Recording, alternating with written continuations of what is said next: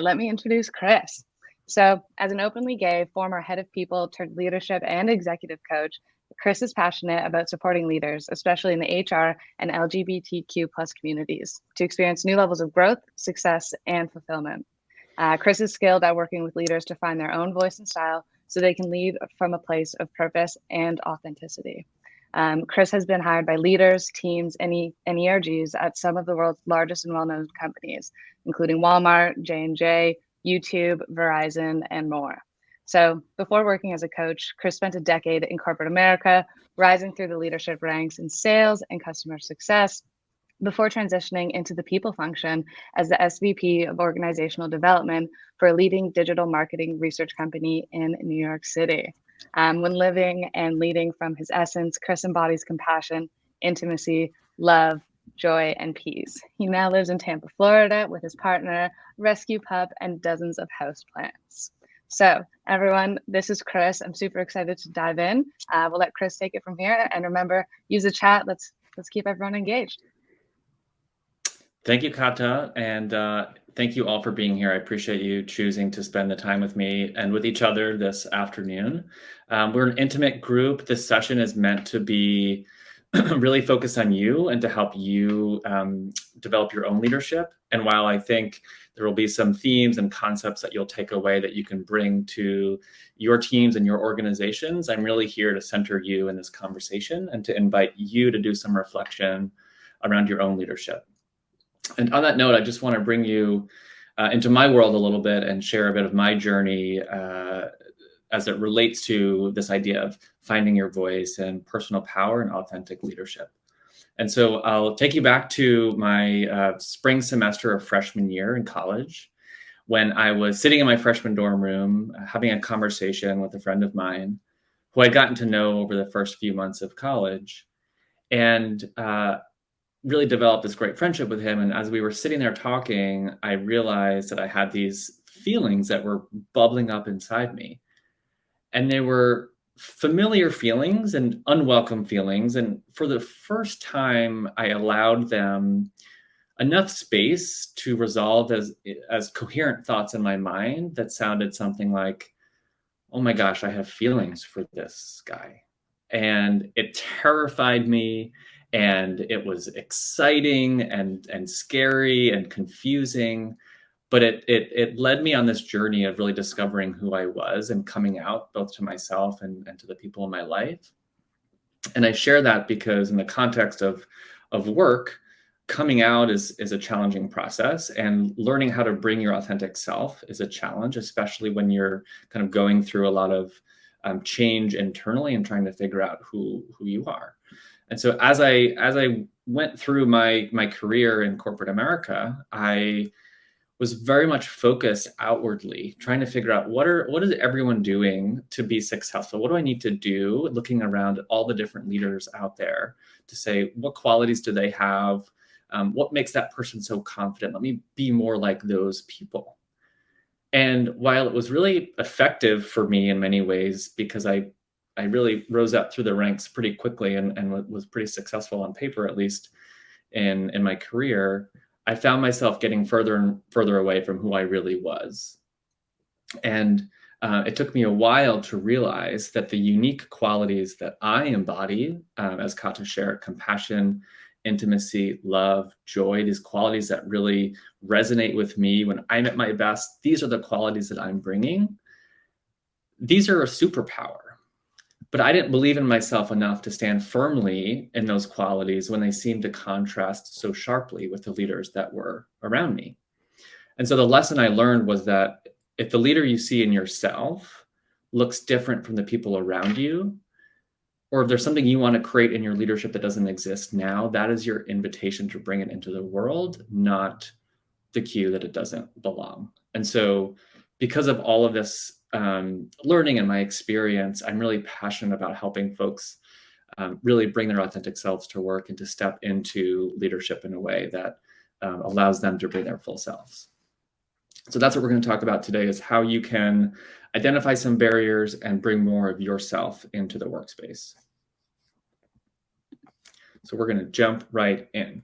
So this idea of personal power I love this quote: personal power relates to that which you draw your sense of self. So really thinking about in organizations, oftentimes we're really present to the power dynamics that are happening between people, but very rarely do we think about the power that exists within and how to access that. And so I want to provide some placement for that through this framework of the different stages of personal power. And this comes from Janet Hagberg's book, Real Power. And there's a lot here, so we're just going to kind of go surface level, but I want to give you some understanding of these concepts to kind of tee up the next kind of few things that we'll talk about.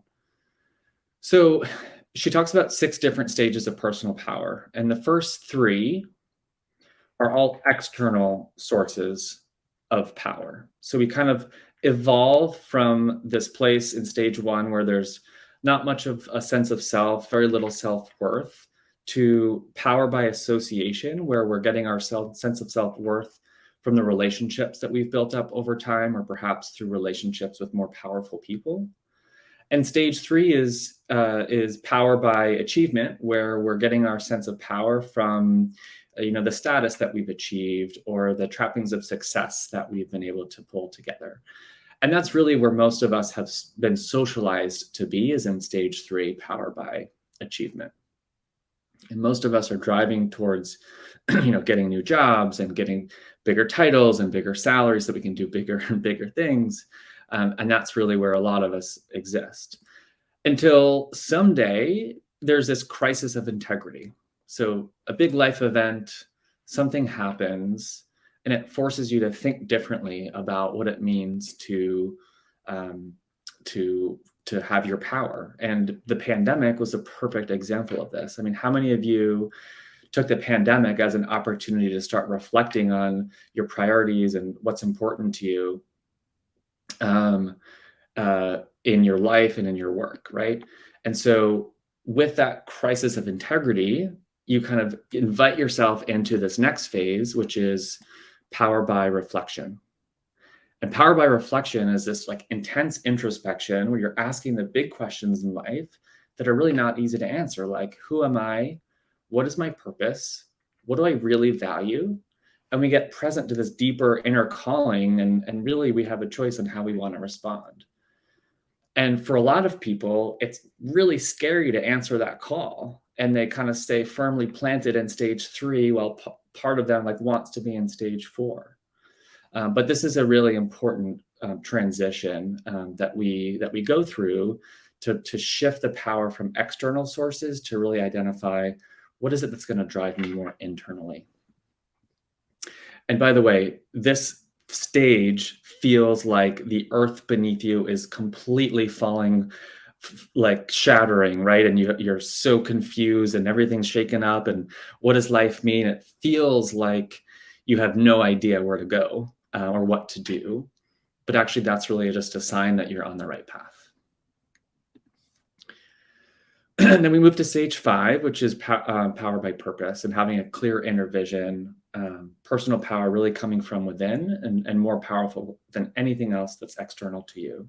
And lastly is power by wisdom, which is really this sort of like enlightened state where you're sort of serving to elevate the consciousness and awareness of people around you, which I think very few of us ever even get to that place. So I know that's a lot, but I just want to take a moment to have you reflect, where would you place yourself within these stages? And I'd love to have you share in the chat, where along this framework would you put yourself in the different stages of personal power? And I know we're kind of strangers here, but I appreciate your vulnerability and sharing with the group. 4 and 5, thanks, Sydney. Christopher, 3, great. 4 and 5, awesome. And I'll think about what might be some of the barriers that are getting you to the next level, or are there certain parts of my life where I'm at stage 4 and other parts where I'm in stage 3, just to start that reflection. So with that idea of personal power, how do we start to access this level of reflection? And my experience has been in many organizations, so much of the focus is on the question, what do I need to do? What are the results and behaviors that are going to get me from A to B, which is important, and it doesn't allow you to access that level of reflection, right? So what's underneath the results and behaviors? What's underneath is this question, who do I need to be? Who do I need to be in order to show up and do the things that are going to get me from A to B? And the who do I need to be question is really in the realm of your thinking and feeling. And because we can't necessarily see what someone's thinking and feeling, I talk about this as the invisible context. What's the invisible context here that we're not present to yet that's going to be impacting what we do? So just to bring us to life a little bit, I'll give you an example. Let's say you have to have a difficult conversation with someone at work. Maybe it's about with your boss and you want to ask for a raise, or if it's with someone on your team and you have to give tough feedback. Share in the chat, what are some of the things that you would do to prepare for that difficult conversation? What are the things in the realm of doing that you might take on?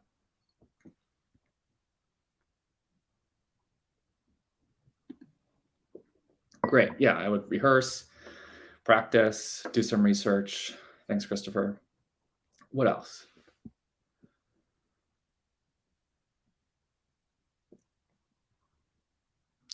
You might learn like a framework for how to give feedback if you're having a feedback conversation. You might want to pull together the facts, write it down. Yeah, schedule a meeting at an appropriate time. So this is all that happens in the realm of doing. And frankly, this is where so much leadership and management, that's where so many people spend their time, is in the realm of doing. What do I need to do? Thanks, constructive and not attacking. Think about how it'll impact the other person. Yeah, great. So actually what you're getting to is a little bit more in the realm of the being. So who do I need to be? What are some of the things that you might think about to address this challenge in the realm of being versus doing? For example, if you're giving someone quote unquote tough feedback or having a difficult conversation, you need to be someone who's unattached to being right, perhaps.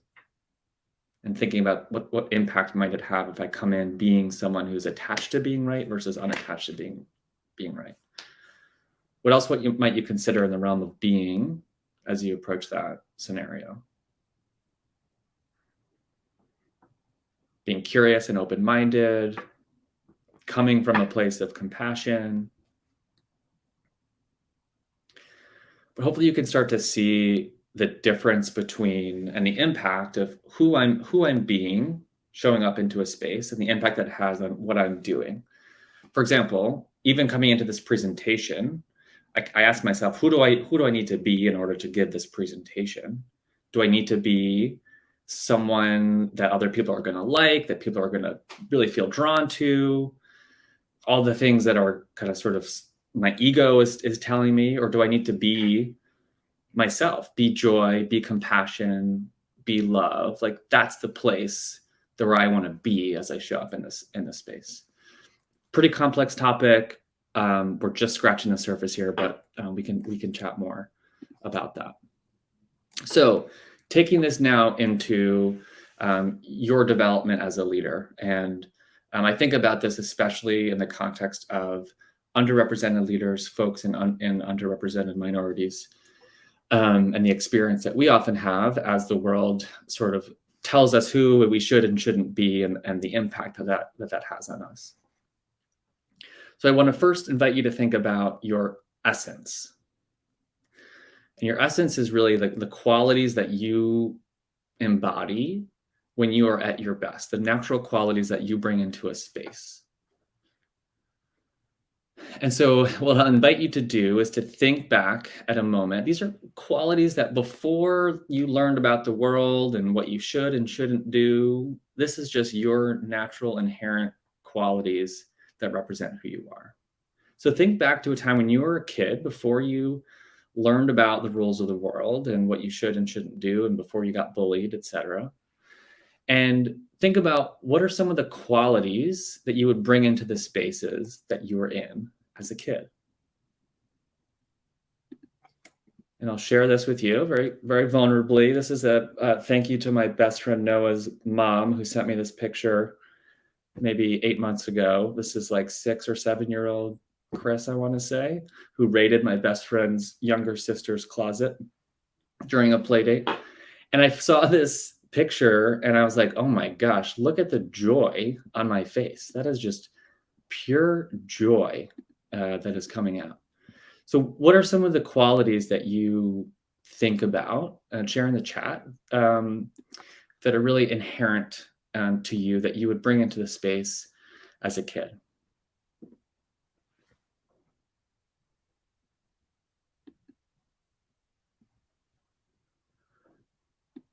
Share in the chat a couple of qualities that come to mind. Adventure, curiosity. What are some of the things that come to mind for you?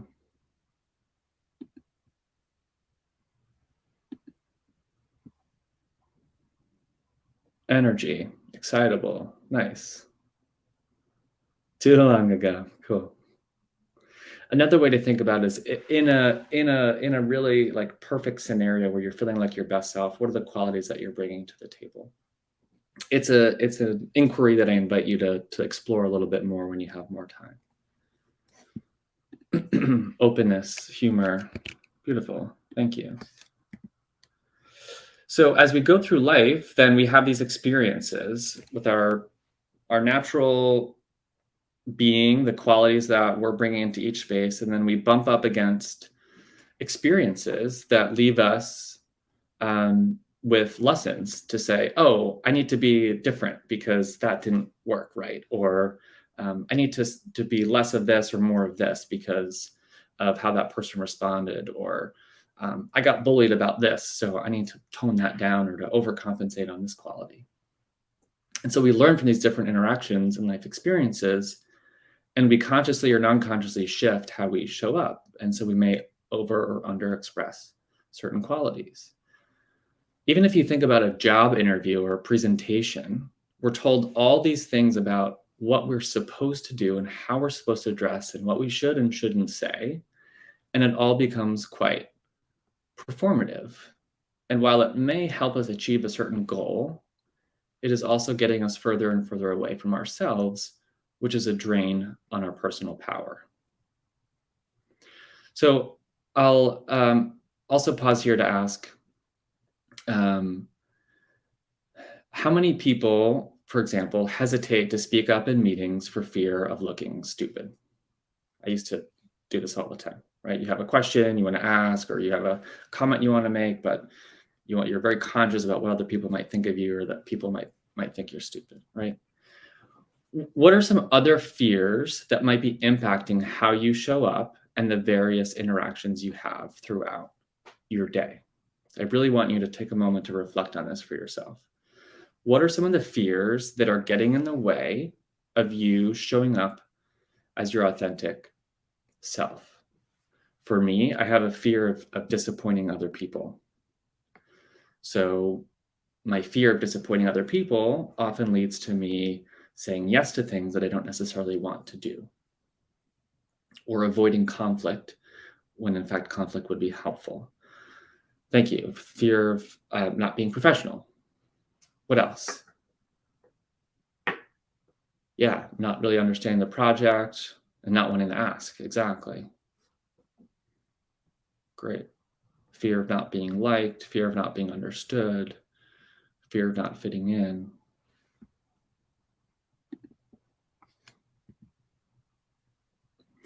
So what happens is, because of all of these fears, and we all have them, and it does take some time to actually build some awareness around what are those fears that are coming up for us, we've built strategies to defend against those fears.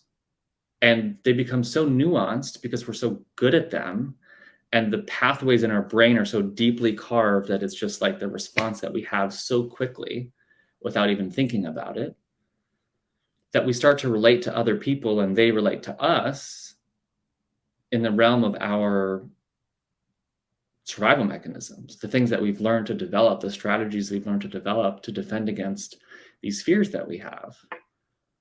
And all of that is just like messy noise on top of our real authentic selves.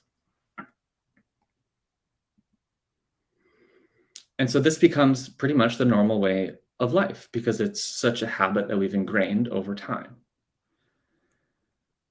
And so this circle here really represents the comfort zone. And it's us going through life operating from a place of protection, protecting us against those things that we don't want to happen, that we're afraid of. And so everything that happens inside this circle is really predictable. All of those strategies that we've developed to defend against the fears that we have, they happen without us even thinking about it. And it's super, super predictable. And so if we want to create impactful leadership, if we want to reach certain goals that are outside of what's predictable, we need to go beyond the comfort zone to create what's possible. And everything that's possible exists outside of that comfort zone in the unknown. And the funny thing is that stepping outside that comfort zone into that world of possibility requires you to tap into your personal power. Because I can tell you from experience, taking on increasingly, high-powered leadership roles that require more of my power, that I couldn't effectively do those jobs from a place of trying to be like someone else. I had to do that from a place of, really understanding myself and bringing my strengths to the table. And so it's sort of ironic that in order to create what we want and what's possible for us, we have to tap into our personal power and strip away the things that we have been sort of learning over the years and become more of ourselves. And so when you are faced with a situation that is bringing up fears of yours, you really have a choice. And the choice is around your commitment to say, who do I want to be more committed to being? My fears or my essence? And just know that every time you're choosing your fears, you're going down that predictable path. But every time you stay true to your essence, you're more likely to create what's possible for you in your leadership, in your life, etc.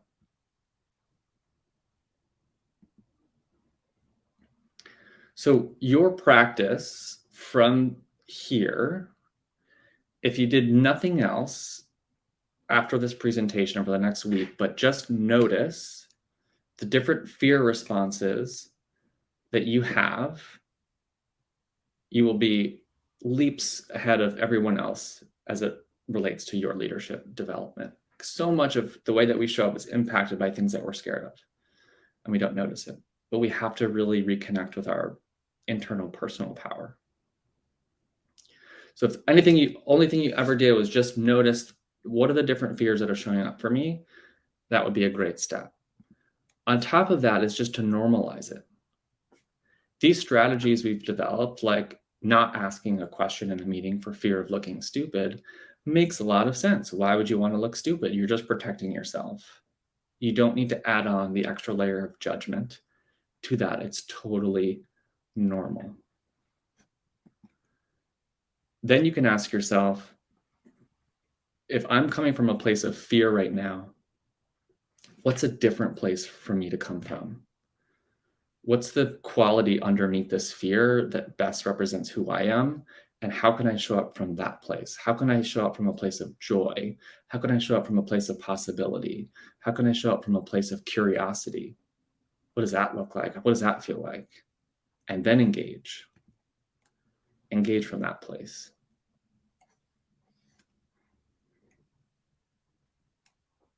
So I want to invite you in the chat to think about, what are 3 qualities that you're committed to being more than your fear as you leave this call today, as you go into meetings, as you go to work tomorrow, as you go to interactions with people in your life? what are the qualities that you are committed to being as you show up in those interactions?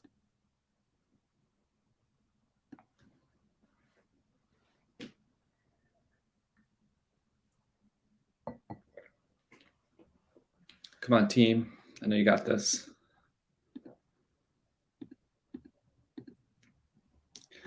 Brave. Nice. Thank you, Kata.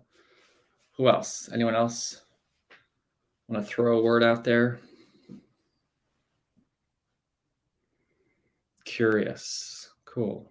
Love that. Resilient. Confident. Great. Love that.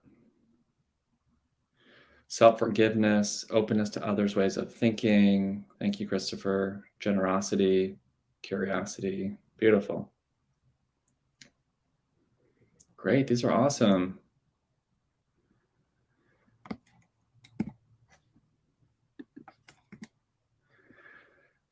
So I feel like I flew through that because I was trying to make sure we got everything in on time. So we have some time now for Q&A, which is great. So things that you're curious about, questions, reactions. I think there may be one or two in the chat.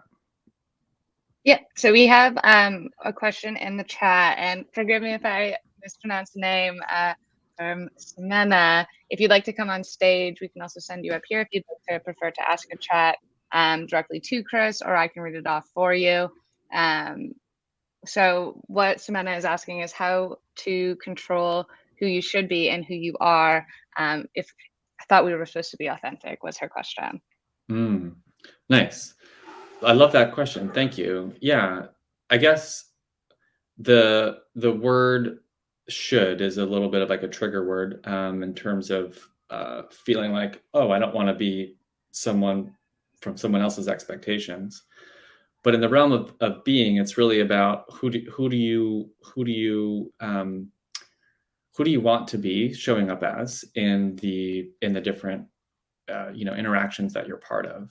So part of the work in doing self-reflection is identifying what are the qualities that are really unique and special and inherent to who you are as a person, and really getting to understand what those qualities are, and then using those as sort of basis for how you engage and how you show up in different interactions. And so that's the sort of distinction between going through life saying, oh, I want to be more like that person. I want to be more like that person. I want to embrace those qualities, is to really understand what are the qualities inherent to you, getting really clear on those and understanding that those are your superpower, and to bring more of those to the table. Awesome, thank you. I'm going to jump in with a question that I have for you. I think one of the things I really liked listening about was talking about the essence and the fears and just kind of that dichotomy and this different paths it can take you on. I know for myself personally, one thing that I would struggle with more so in the professional environment is like the fears. So what are some like practical ways to manage it? Or like if someone starts noticing it, like, hey, I don't want to go down that fear path, but I'm starting to feel it come up. What are some like tips or practical ways people can use to manage that? Yeah, it's such a good question. Honestly, the first thing that I would say is to notice when it's happening, because if you don't notice it, then you're just going to be responding sort of from a place of automatic habit, and you're not going to have any way to take a different path. So first is obviously noticing this situation. The second thing is, most of our response to fears is to operate over on top of it and to like step over it and to say like, I'm stronger than this fear and I'm going to fight through it and just be really strong and powerful. And that really just gives more life to it. So it's almost like taking a step back and saying, oh yeah, I'm noticing I'm a little bit like scared about this thing. And that's my survival mechanism coming up again. Okay, cool, that's there. And I'm going to choose to engage from a different place. And I'm going to choose from a place that's me being more committed to the vision for who I want to be as a leader, or me being more committed to, curiosity and just engaging from that place. because the sort of fighting against the fear typically just makes the fear bigger and gives it more life. I like that. I like that explanation. That makes a lot more sense. And it makes it sound like less scary as well, too, and just kind of like reframing those fears. Awesome. Does anyone else have any other questions they want to use? You can use the QA function. You can use the chat function. Again, if you want to raise your hand and come on stage, you're welcome to do so as well. I mean, I could ask Chris questions all day, but we want to make sure we give everyone else a chance to participate as well.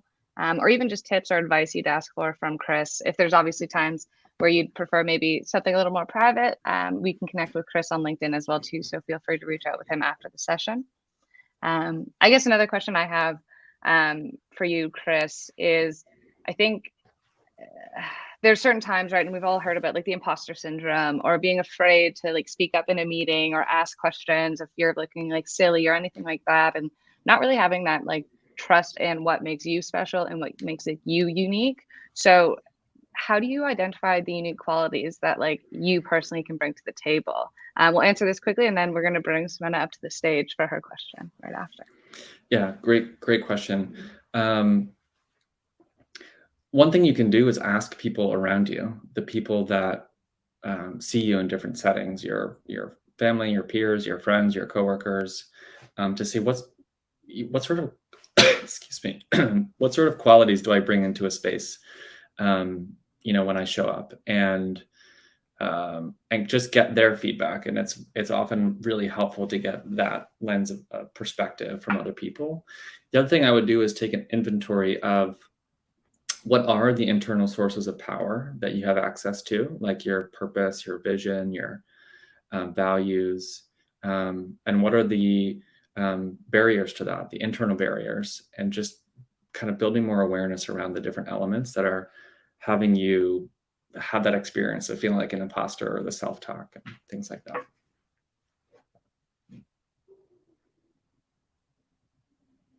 All right. There we go. Samantha, you're on stage with us. So if you want to ask your question. Turn that off. Okay. Hi. Hi. Hi. This has been fantastic. I'm having trouble wrapping my head around it all right now. So, I'm really intrigued by it because I don't really have a lot of fear, as you can see. I'm up here on stage. So, I'm not a person who usually hides or is afraid of asking questions or stuff like that. And in some cases, maybe I just do it a little too much. So when you got into that piece where you started saying that maybe you're overcompensating for it, where you were saying that you're like you're powering over the fear. I'm wondering if maybe that's what I'm doing, is that I have these deep-seated fears that I don't even realize. And because I am so, I've just become this person who overpowers it all the time to engage with people. I sometimes come across as too abrupt and too aggressive. And I know that from feedback from people. And then it sometimes comes across as unprofessional. So I'm just wondering, like, what can I do now? I'm sorry, this is kind of an individual question, to change that path. Because this is where I've been reflecting. And that's why when I think it was you were asking about where you are in the stage of power. I'm very much in this reflection of my communication style. So do you have any tips for me? Yeah, I'd love to talk with you more about that. But the first thing that comes to mind is, one, making sure you are really clear on what the impact of how you're being is on other people. It sounds like you have some feedback about what that is.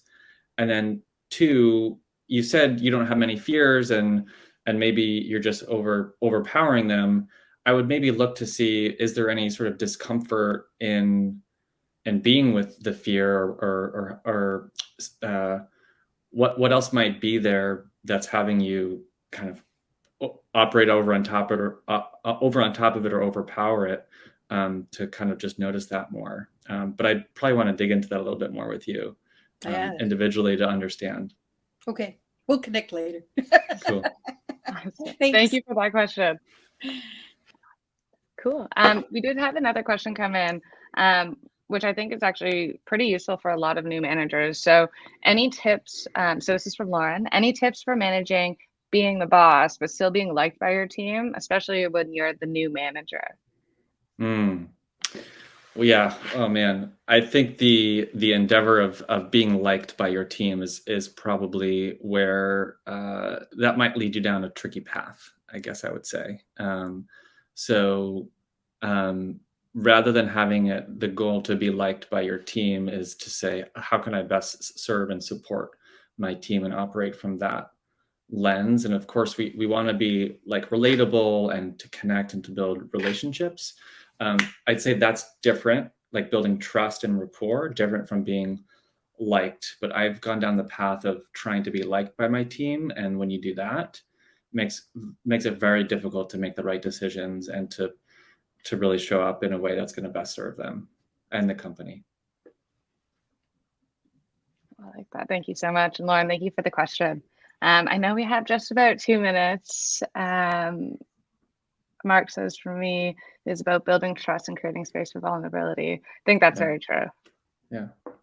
Amazing. All right, we'll do one last call for any last burning questions before we officially hop off with Chris. But again, you are more than welcome to reach out to him personally through LinkedIn. I do have one last question for you, Chris. I'd love to sneak in. So I guess for me, looking at when you're talking about the stages of personal power, and kind of coming to terms with that, and thinking about like myself as Kata in work and Kata outside of work, and coming to terms with it all. And can you be at different stages of personal power in like different settings? So like that work setting and then that personal setting? Yeah, I think that happens a lot. I think people do kind of turn on and turn off different parts of them as they go through those different domains. I really encourage people to try to kind of bring more of who they are into both places. If that experience of having things separate is creating some like tension for them, or an experience of life that it's not that enjoyable or fulfilling. But it absolutely can be the case, regardless of your intention, that you may be able to like access more of your sense of purpose when you're home with your family than you can when you're at work in a setting where you may not feel like you belong, for example. Amazing. Thank you so much. Good question. Honestly, this was an amazing session. I found it really powerful, and I want to thank you for your vulnerability. I think you shared a very sweet photo with the group here too, and a lot of really interesting tips I'm sure everyone will take back and be able to do a lot of reflecting on, and help you with leading your team, kind of living your life to the best and to your fullest. So with all this being said, thank you so much, Chris.